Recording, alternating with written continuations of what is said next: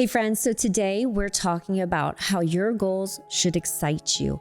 And you probably don't even realize that the things you dreamt of as a child should be informing your adult dreams. Stay tuned.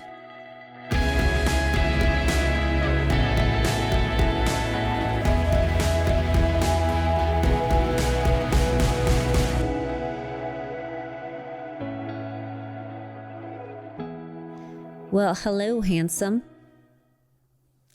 Showing you off your game. You thought I was going to go, hey, HP, what's up? Mm-hmm. Holla, holla. Holla, holla. So excited to be back and just talking about the importance of vision in your life, specifically setting big goals, having big dreams. You just lost some people. Like, uh-oh. Wah, wah. No, just joking. They should be excited because it's like huge. What is it? You know what? Huge. It can be a scary thing to set huge goals, to cast a vision for your life for specific Why things. Is it scary? Well, it could be scary because one, we talked about this recently. People are afraid to fail. Also, people are shamed. People are ashamed for wanting to make a certain income, wanting to live a certain life, wanting to do certain things, wanting to have certain things. Unfortunately, it is the standard for a lot of people. You know, they're told that money doesn't buy happiness. It's true. Happiness is something that you cultivate from within. However, money does buy trips to explore the world. But why are they scared? Why are they scared? I don't know. What's your I don't know. hypothesis? I'm asking. Why are they scared? Why are you scared? Well, like I said, I think one of the biggest reasons is because they're afraid of failure. That's the biggest. But why? Why? It hurts to fail. That's the questions people know. But it's the 7 layers of why. It's like if you really get real with yourself and be like, oh, well, if you're listening to this, it's like, why am I scared of that? And then you'll say something to write it down. You're like, but why do I think that way? And then you keep peeling it down. They say 7 layers and you'll get to the truth. Is that Dean Graziosi? I believe so. Yeah. That's good stuff. But very important. Very important. I don't know. You got to have a target. You have a time in your life, I know, that where you dreamt about having or doing something big. And how did you feel at first when you realized? I think it's the type of thing too. Sometimes you just realize, like in your gut, at your core, you're like, I'm really meant to do this. Like I'm really meant to have this. Do you have any moments where you can reflect back where you realize you wanted something that at the time maybe didn't even make any sense? Like, why do I want that thing? I have no idea. You know, when we're talking about bantering back and forth about what we were, because as we're putting together these topics, a lot of them are improv. It's kind of like, hey, how we feel in the moment, have energy around. We have friends that help record this, that help us figure that out, thankfully. But so I didn't know where I was going to go with this, but as you're asking that, I think it depends on, a lot of it depends on, it's not a crutch, but a lot of it depends on the conditioning you come from. You know, what was your influence that you were around? And that's part of the 7 layers of your why, probably, on why you think that way. So just know it has nothing to do with you. It has to do with the influences and the conditions that you were raised around, and it was conditioned behaviors and thoughts. That's important. That's super important, because then you realize, hey, it has nothing to do with me. It just happens to do with the surroundings that I was. It was a circumstance, right? Yeah. It doesn't determine me. And once you've realized that a circumstance doesn't determine you, it may influence you, right? Negatively or positively. But when you realize that a circumstance doesn't define you, that's like opening the key to a prison. And when I got into personal development, it was a lot of Covey stuff. And his stuff just lit me up, to be honest with you. Stephen Covey really lit me up. It's like different people play different roles in my life. They don't even know it.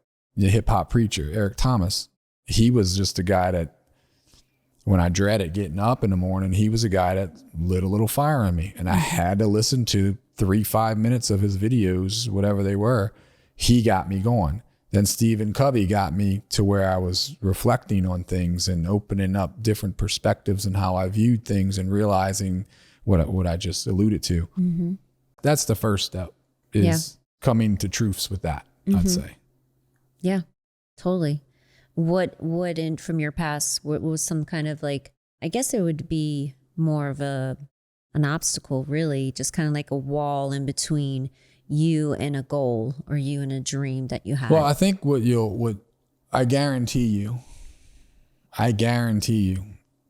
that many of you who are listening out here, once upon a time or today, if someone were to ask you, what do you want?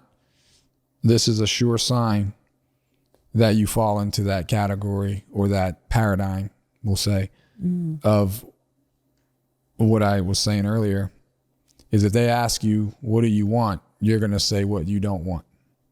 Because I remember when we started getting into this, and we evolved through virtual mentors to a physical mentor that we had, and they asked, hey, what do you want? I remember saying, well, I don't want to have to be broke all the time. I don't want to have to worry about this. I don't want to have to fight about this. I don't want to have to say no to this. I don't want to. And he was like, I remember him stopping me. This was 10 years ago, easily. And he said, well, I asked you what you wanted, and you're telling me what you don't want. And I didn't realize the difference. I didn't realize I was doing it. And now I realize how disempowering that is, to come from a negative scarcity place of don't want, instead of coming in a place of abundance of what I want. Mm-hmm. And then there's a difference, which could be a whole nother way to go, is wants versus needs is two different things too. Yeah, but totally. So if you're at, do that test. And because you're probably like, some of you listen like, I do that. I know you do, because a lot of you that listen, we speak with you on this. Yeah. And you underestimate the importance of correcting that language and that self-talk. People underestimate that. It's so powerful. It's so disempowering and so powerful when you make the correction. That's powerful.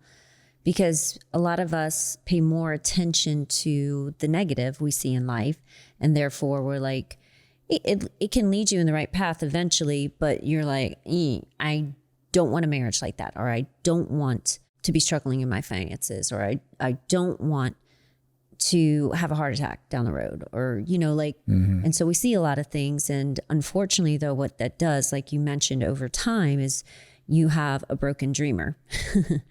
And when you got a broken dreamer, you don't turn goals into reality. And for me, because I had a broken dreamer, I don't know. I'm like, naiveness is a weakness and a strength. And I just thought I was coming out 18, like shooting like a rocket into the world, right? Mm-hmm. Like, everything was going to happen exactly like I thought. And so, it doesn't. But that's okay, because everything works for you, not against you, if you have the right mindset.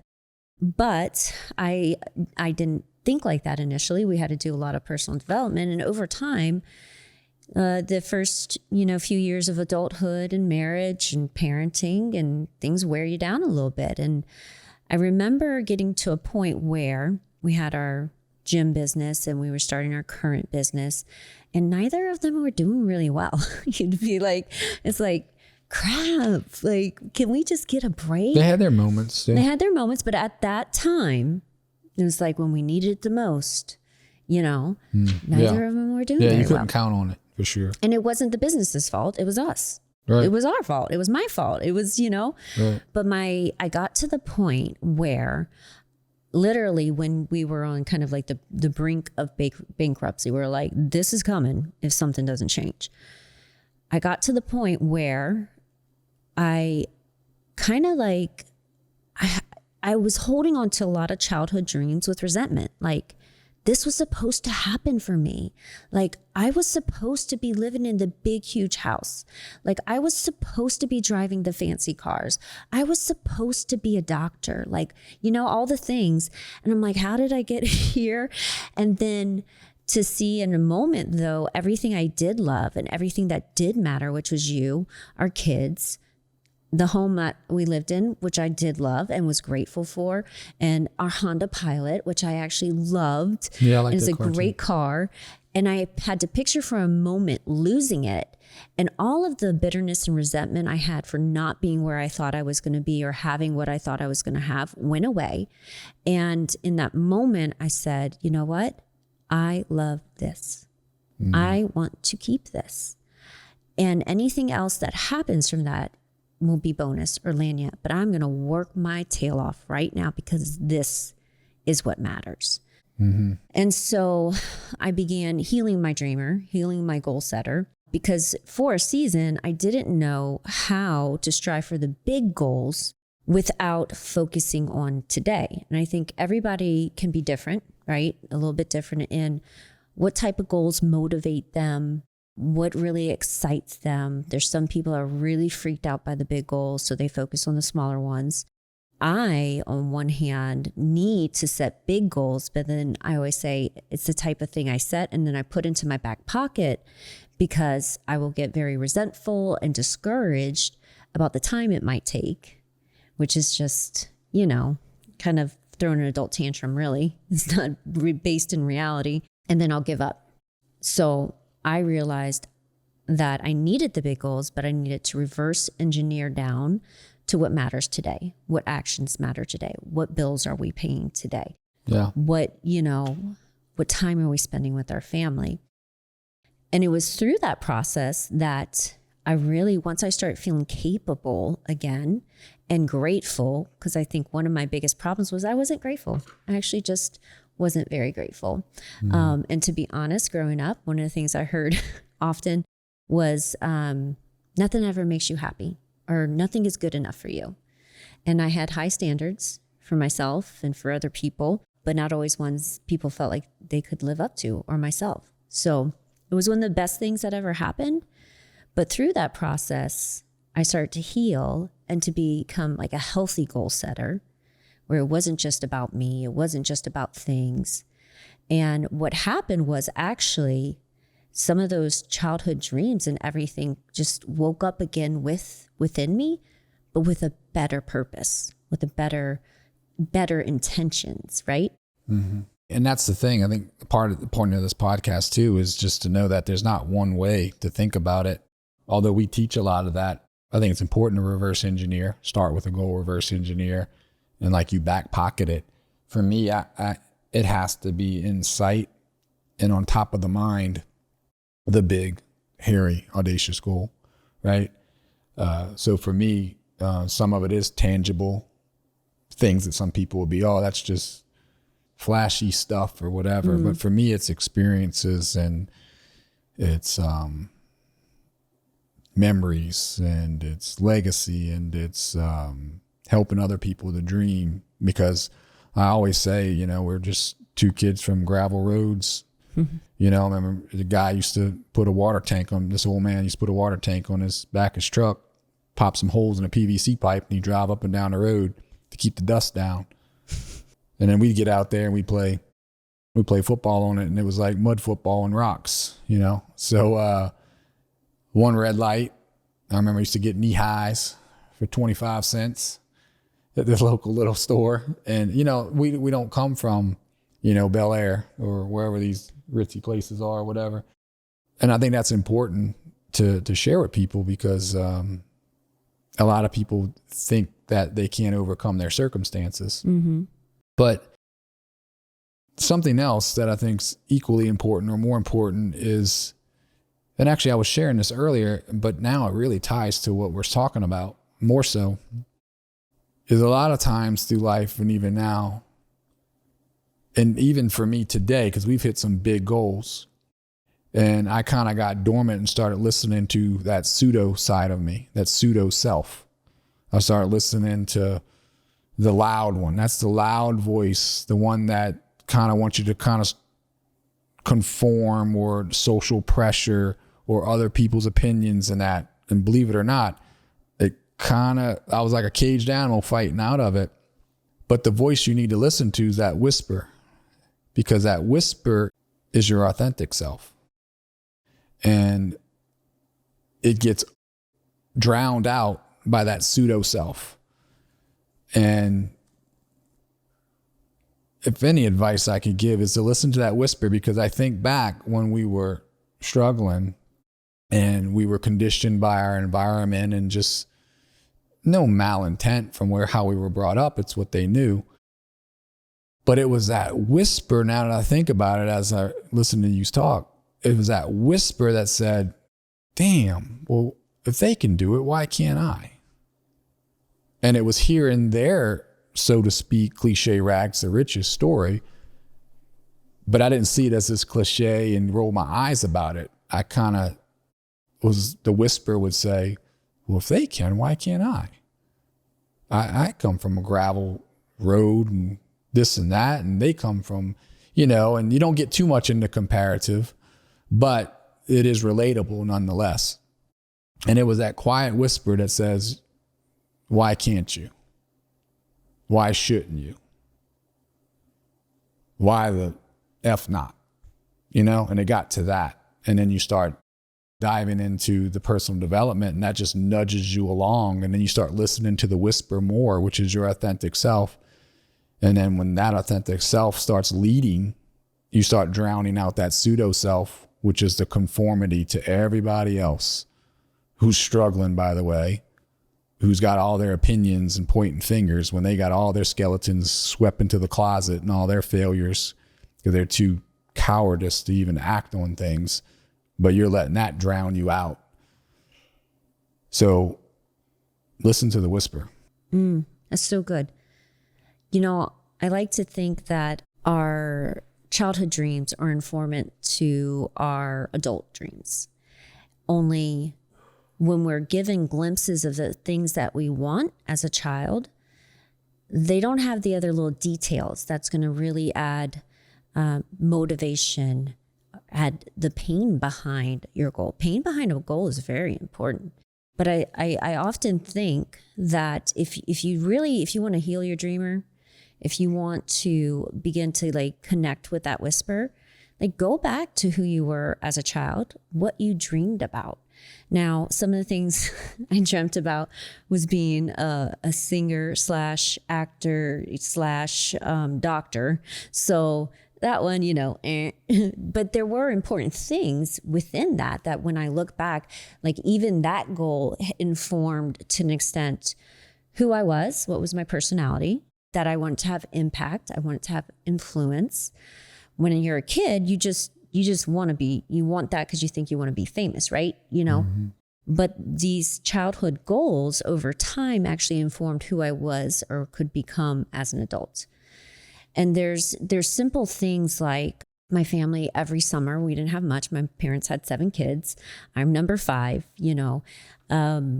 My parents every summer, though, made time for a vacation. And a lot of times it was camping and going to the Smoky Mountains. 1, it was affordable. But 2, we loved it. As kids, we loved camping. We loved the campfires. We loved hiking. We loved everything about it. And every single vacation, there was even one time we went to Disney World.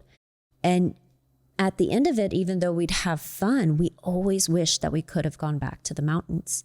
So there was this one summer where we're driving back, and I'm a little bit older, so I know on the way home what's going to happen. I know that slowly but surely the rocky terrain and the mountains are going to get smaller and smaller. And I know that the different trees are all going to turn to pine trees. And I know it's going to go and be very flat. And I can vividly remember being in that car as we crossed the border, got close to crossing the border back into Louisiana. And nothing wrong with Louisiana. But at that point, I remember thinking, I don't want to be here. I mean, I was probably 9 or 10. And I knew then that I wanted to live where there were mountains. Mm-hmm. And I didn't know how, then I didn't know when, I didn't know, but I, knew that was important to me then. And it was something that came up later when we started this business that we're in now, where it started to become an actual option. And I kept pushing on you a little bit. I'm like, it's time to move. It's time to move. We got to move. And you're like, don't you want to just a vacation home? I'm like, nope, I want to live in the mountains. I want to live in the mountains. But that goal of like, I needed that vision. I needed to have that whisper in me as a child to continue to be inside of me, to when we did get to the point and we did have the right opportunity, that big dream informed the smaller goals that pushed me and motivated me to grow what we have now, you know, and I, again, grateful for, you know, where we grow up. Louisiana's an amazing place, great culture, great food, great people. But I just knew at a young age that I didn't want to spend my whole life there, you know? So these kind of things are really important. See, that was a little bit of a whisper too, though. You think about it. Totally. You know, to not even know, like, why do I need this? But now that we live here in Arizona, now that we've got these. But how many people have those little whispers, like what you just spoke about, and you just dismiss it, sweep it away. You let that loud voice of you need to do this, you should do this, the you should, or what are people going to say? You can't leave your family. That's that pseudo side self. Yeah. You have to stop listening to that. Yeah. Yep. Because you'll get more of what they got. And you don't want what the majority got. Because they ain't got nothing. Yeah. There was even a moment when we did pack up the moving van, remember? And we all get in, we pile our kids in there. We're like, what did we just do? Oh, yeah. But it's been one of the best things we've ever done for ourselves. You know, you always have, that's a good point. You always have those moments. What did I just do? Because you're disrupting patterns too, which again is a whole nother thing. But yeah, in my opinion, at least for me, I really think it's for most people. Maybe you don't know it, but if your goals don't excite you, I mean, I don't even know how you get out of bed in the morning. Like if you're struggling to get out of bed in the morning, I mean, you'll have seasons. Trust me, you'll have seasons. We're human and there'll be things that happen. But for the most part, and that's what I realized, because when we were striving to build what we built, it's when I became excited and I was hopping out of bed, excited to go see what would transpire. Like who new could I meet? What were we going to grow? What was going to click? What failures were we going to be there? Because at that point, then it was like, oh, I know there's a win on the other side. But if you're not excited, majority of the time when you're getting out of bed, you have to recalibrate your goals, because if they don't excite you, they suck. Like they're not big enough. Yeah, that's good. Actually, let's talk about that. Some how-tos, how to set goals that will motivate you. Well, I'll say this, because when I was with clients, because you just sparked me, I remember when we owned a gym. So when I used to sit with clients, and that was from a physical aspect, but I think you could go to financial or experiences or whatever. But you have to ask the question, if you could not fail, what would you want to achieve? Because you actually go, hey, what's your goals? What would you like to achieve? And then they give you this settled goal because they don't believe. Whereas if you say, well, hold up, that's good, I like it. And if that's your goal, I'll support it and I'll help you. I'll get behind it and contend for you. But let me ask you this. Would that goal change if you could not fail? And they used to have the easy button. I think we talked about that commercial with the easy button. You push the button and it just happens. Almost like a genie in a bottle type of thing. But that's when that's the little whisper. Yep. That's the whisper that gets dismissed. That's the thing that excites you, but it gets dismissed because that other self and everyone else drowns it out. And that's the question you ask. So, and that's what excites you. And then you put that thing down. Don't worry about how. Don't have to worry about, you said it. Don't worry about when. Don't worry about how long. Set that GPS, and then you can reverse, like you said, reverse engineer what's going to happen to get you there. Yeah.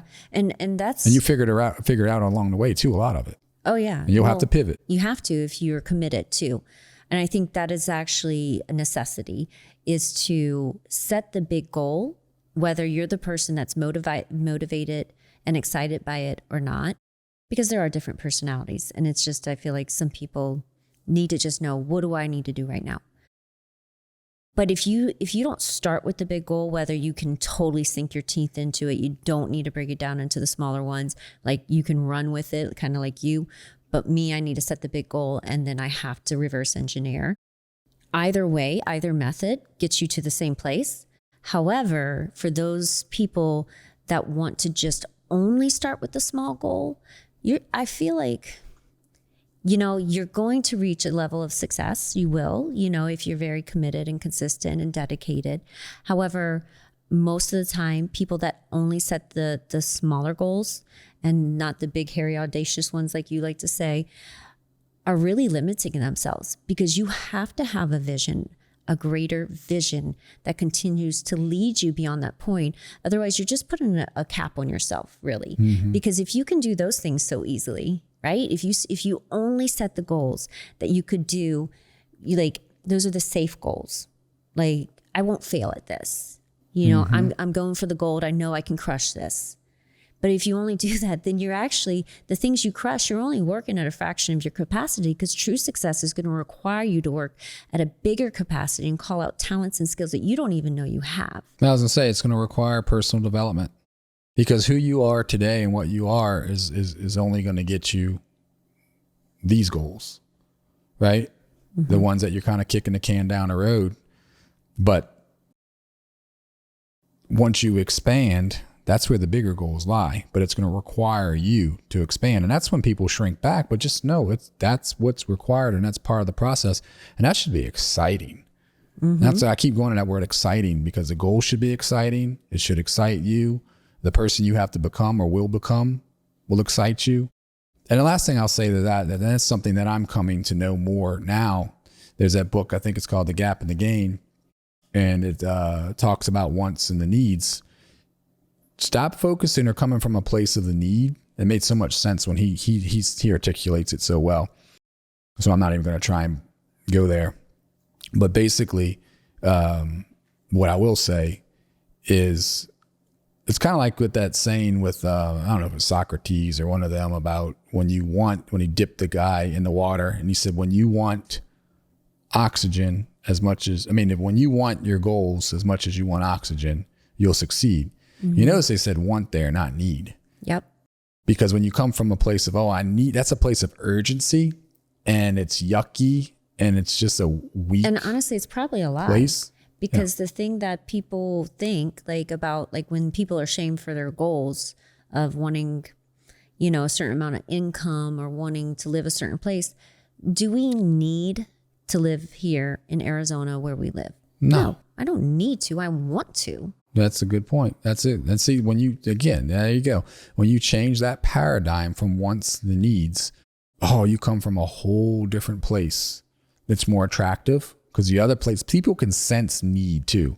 So if you're in sales and you come from a place of need, it's desperation. They can smell that coming. Because I remember when I was in that place, when we owned our gym, and when I changed that, see, it's all these little micro changes of personal developing. And when I changed it from, remember, we came to terms with, we're okay with what we have. We're content with where we are, but we want more. That little change, that little switch, paired with the goal that made you excited, huge. Yeah. But so many people want to skip that step, and they wonder why year after year. And we preach this all the time to hundreds and hundreds, to thousands of people yearly. And I feel like a broken record, but I'm not going to stop. And you would think people would catch on the importance of it, because that's all we talk about. A lot, at least. Not all we talk about, but a lot. Because it's that freaking important. Because it's a belief system too. Yep. Most of you have the skills. You have plenty of skills, and you'll learn them along the way. There's easy access to developing skills. You watch a YouTube video, you do what they say, you build a skill. You read a book, you do what they say, you got skills. You can develop skills. You hire a coach, you buy a coaching course, you develop the skills and you utilize it. Skills come easy, but belief is what holds people back. Absolutely. That's a whole nother thing. I know. No, anyway, that's really good. But, so recently you surprised me with a little something. And by the time this episode airs, I think we've probably told everyone that we're pregnant with our fifth. So kind of fun. I've been saying, I don't think we knew that we were going to have a big family, but a big family knew it was going to have us. So it's been really interesting. Well, one of my childhood dreams was to always have a Porsche. Like when I was a girl, there was another little thing. I remember being in the city with my mom in New Orleans, and she had a lot of kids, so she drove a blue Astro minivan. Mm-hmm. And I didn't know I was going to have a lot of kids, but that van though was their dream come true. Mm-hmm. Like I remember when my parents brought that home, and they were so proud, and they should have been, that they had a vehicle that could fit all their kids in it. Mm-hmm. Yeah. But we're in that van in the city one day, and I saw a red Porsche drive by. I said, "What is that foreign thing?" And it's beautiful. It didn't hold 7 kids. And no. But at that age, I was drawn to cars. I like cars. I think cars are cool. I actually don't know a whole lot about them, but I think cool cars are cool. Mm-hmm. And always have. But in that moment, I thought, I want to have a Porsche one day. And it's one of those childhood dreams. Seed planet whisper. That informed adult dreams. Now, to be honest, it was over the past few years, it wasn't something that was even on my dream board a lot. It was just like, kind of was like, it'd be cool if, yeah. And then we got pregnant with our 4th, and you're like, you're not getting a Porsche now. I said, oh, heck, I'm not. I'm getting a Panamera. and we, I kind of joke about it or whatever. And over the years, I just always said, I thought about, well, if you can be what you want to be, you can have what you want to have, you can drive what you want to drive, you can live where you want to live. And even though I'm a mom now going to be of many kids, I can still be what I want to be, And so I just never stopped thinking that might be a reality at some point, but I also wasn't resentful or bitter that I didn't have one either. Right. You didn't need it, but you still wanted it. But I still wanted it, and but I know you knew when you were pregnant for 5 that you weren't going to, it was probably getting pushed out a little further. I thought a little further, and I was like, you know what? I'm okay with that. But that's exactly why I got it too, even though it's the station wagon version, which makes it so much cooler. It's so cool. But I woke up one Wednesday morning, and you have a trailer or truck backing down the driveway with something. I'm like, what is going on right now? And then the trailer opens up, and I'm like blinking. I'm like, is that a Porsche? Mm-hmm. And it makes me a little emotional right now, because actually the vision that I saw when I saw it in real life wasn't seen in real life. Mm-hmm. It was the vision I had as a child. Yeah. Only this vision had even more bonuses. It had the kids I never knew I'd have, the amazing husband that comes with it, living in the mountains, living exactly the kind of life, and then some that I always wanted. And that's what I want all of our friends here that listen to us, anyone listening to us, that's what I want you to know from that. Like, I don't need that to be happy. No. Joy, true happiness does come from within. Like that day when I realized that we could potentially lose the house we were in and the Honda Pilot. Like I was grateful in that moment for everything I had. Oh. Just like the day before I knew I was getting a Porsche, I was completely happy and content with everything that we had. Mm-hmm. I didn't need or walk around the house throwing fits that I didn't have a Porsche.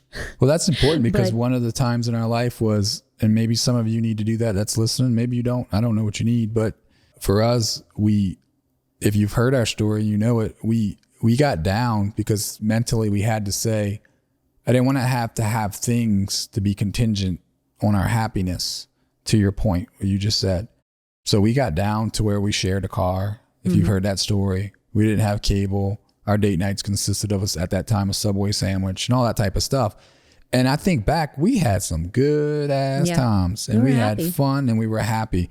And that, I said, if we can't be happy, broke and eating a ham sandwich. Can't be happy with a little. You can't be happy with a lot. And God won't trust you with a lot if he can't trust you with a little.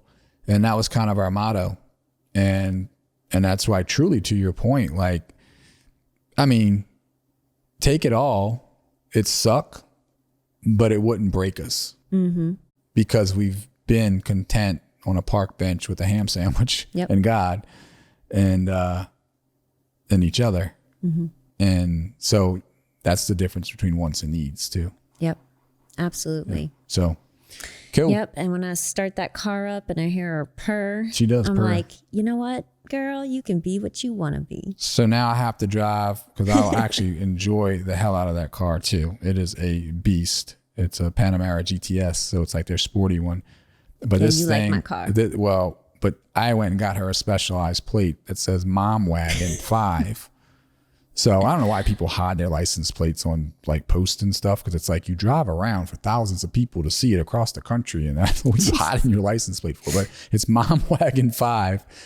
And I'm like, I just realized I was driving it yesterday, and I'm like, I'm driving a Mom Wagon 5 because it's literally the station wagon, the Turismo of the Panamera family. But kind of fun. It is. Well, so we have to stop fun. at 5 because I know you want to keep getting plate. kids from me. And we're getting older. Not younger.